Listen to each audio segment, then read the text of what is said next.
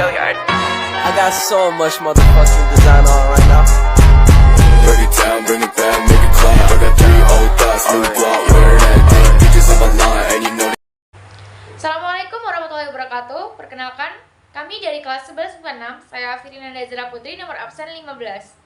Saya Farunisa, nomor absen 12. Kami di sini akan menjelaskan tentang titrasi asam basa. Titrasi merupakan suatu teknik analisa untuk mengetahui konsentrasi larutan asam atau basa.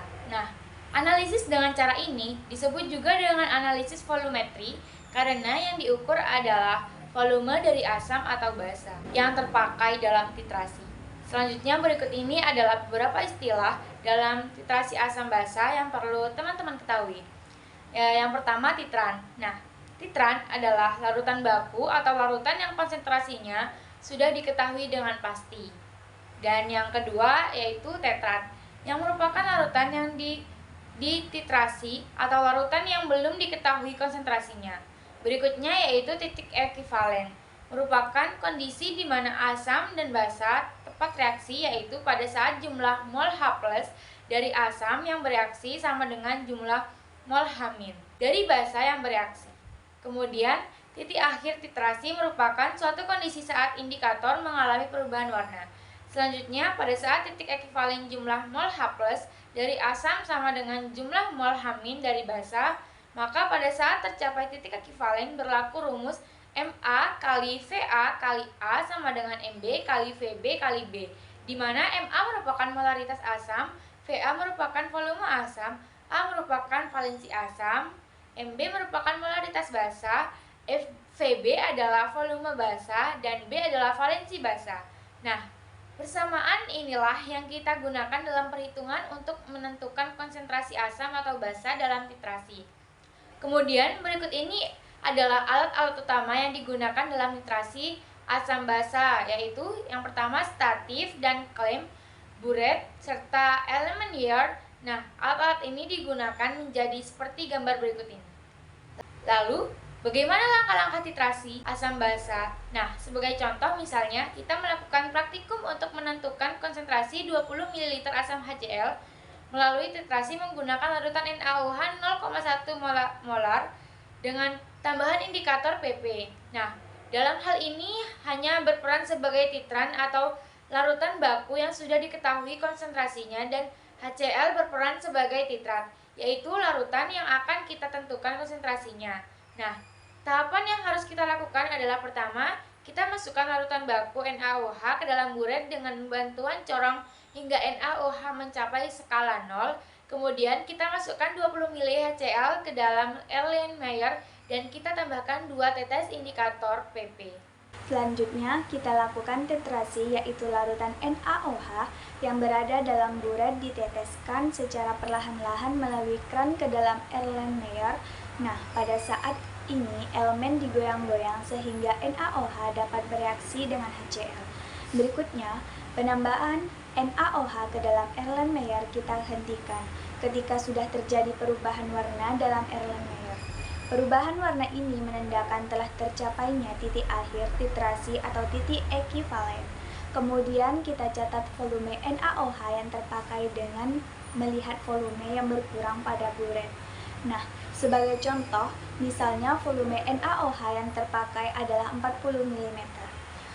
Kemudian, kita hitung konsentrasi HCl-nya dengan persamaan Ma kali Fa kali A sama dengan Mb kali Fb kali B.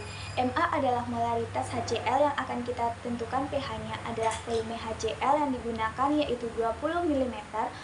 Hanya adalah valensi asam, masih ingat ya, HCl dalam air melepas satu ion H+ sehingga valensi asalnya adalah 1. Atau bisa kita lihat dari jumlah atom H dalam senyawa HCl, yaitu 1, kemudian Mb adalah molaritas NaOH-nya yaitu 0,1 molar. Fb adalah volume NaOH yang terpakai yaitu 40 ml minyak dalam valensi basa.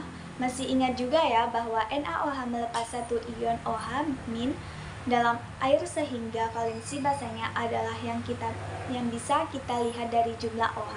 Dalam senyawa NaOH laser, lihat bawah dalam NaOH terdapat satu OH Nah, kita substitusikan kebersamaannya sehingga MA dikali 20 mm dikali 1 sama dengan 0,1 molar. Dikali 40 mm dikali 1 kita kali silang, maka MA sama dengan 0,1 molar dikali 40 mm dikali 1 dibagi 20 mm dikali 1. Nah, hasilnya adalah 0,2 molar. Jadi konsekuensinya larutan HCl-nya adalah 0,2. Suatu data hasil titrasi 25 ml asam cuka dengan natrium hidroksida 0,1 molar menggunakan indikator fenol phthalate. Ditanyakan berapa konsentrasi dari asam cuka tersebut. Kita lihat bahwa volume rata-rata dari natrium hidroksida yang digunakan untuk titrasi adalah 20 ml. Kita gunakan rumus valensi asam dikali konsentrasi asam dikali volume asam sama dengan valensi basa dikali konsentrasi basa dikali volume basa. Kita lihat terlebih dahulu ionisasi dari CH3COOH sebagai berikut.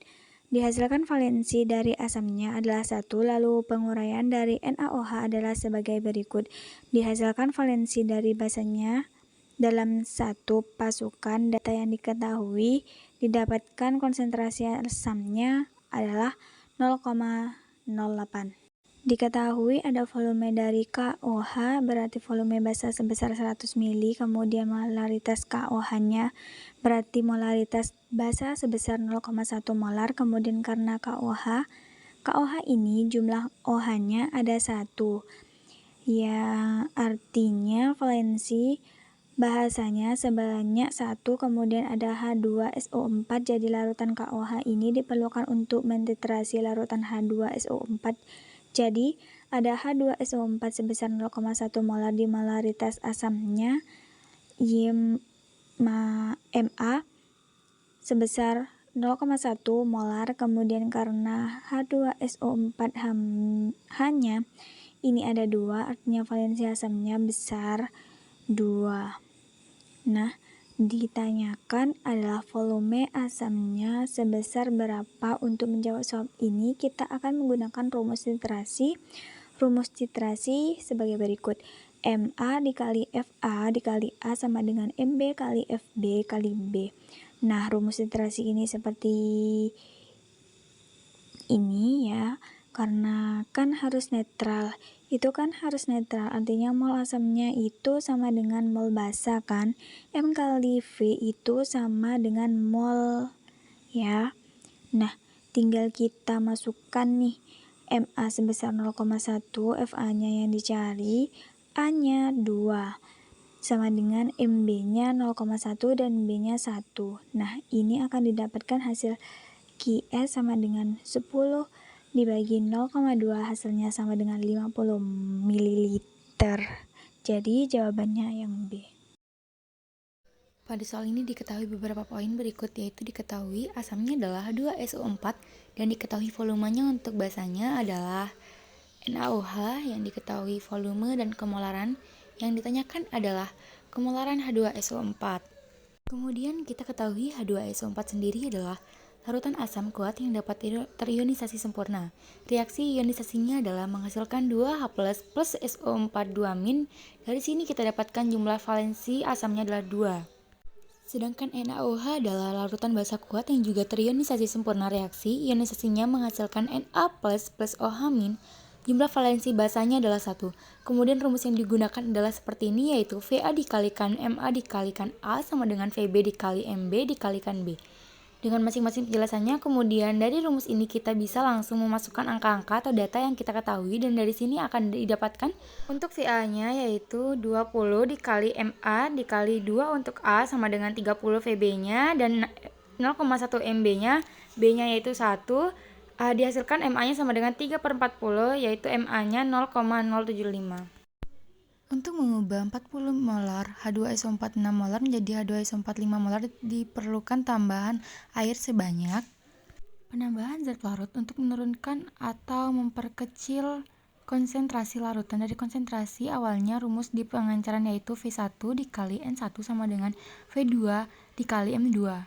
Nah, V2 ini bisa ditulis sama dengan V1 ditambah YY, di sini adalah volume air dalam liter, adalah volume larutan akhir yang mana volume larutan awal yang sudah diencerkan dengan air, sehingga V2 sama dengan volume larutan awal ditambah volume air. Nah, sekarang kita tulis kembali ya rumusnya, lalu kita masukkan angka yang diketahui pada soal dalam rumus tersebut, yaitu V1 dikali M1 sama dengan V2 dikali M2 menjadi V1 kali M1 sama dengan V1 plus Y dikali M2. Untuk V1 nya yaitu 40 mili, karena disuruh mengubah ke liter maka kita bagi 10 pangkat 3, lalu M1 nya yaitu 6 molar sama dengan 40 mili per 10 pangkat 3, yaitu V1 nya plus Y adalah volume akhir dikali M2 yaitu konsentrasi larutan akhir 5 molar. 40 mili dikali 6 molar dibagi 100 dikali 5 molar sama dengan 40 mili dibagi 1000 liter ditambah, maka diperoleh 48 mili per 1000 liter sama dengan 40 mili ditambah Y, sehingga diperoleh Y sama dengan 8 mili. Karena pada jawaban diminta mililiter maka kita kali 1000 untuk mengubahnya ke mililiter, sehingga didapatkan Y sama dengan 8 mililiter. Bring it back, make it clap. I got